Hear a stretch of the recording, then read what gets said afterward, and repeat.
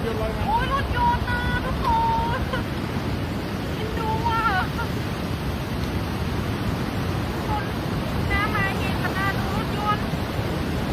นี่ขนลุกอ่ะเกิดมายังแบบเคยเจอเลยที่เนี้ย รถยนต์ลอย ปีเนี้ย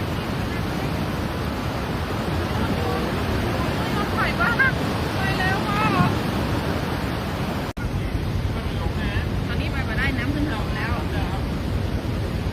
นี่จากวันนี้คนไม่ได้ไปทำงานนะจ๊ะ น้ำกำลังมา น้ำมาแห้งมาก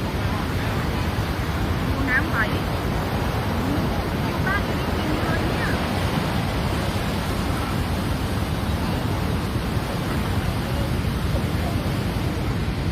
โอ้น้ำมาถนนแล้วน้ำมาแล้ว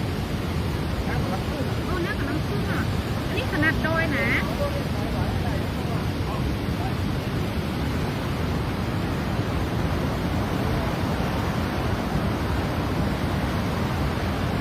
น้ำกำลังขึ้นนะเนี่ย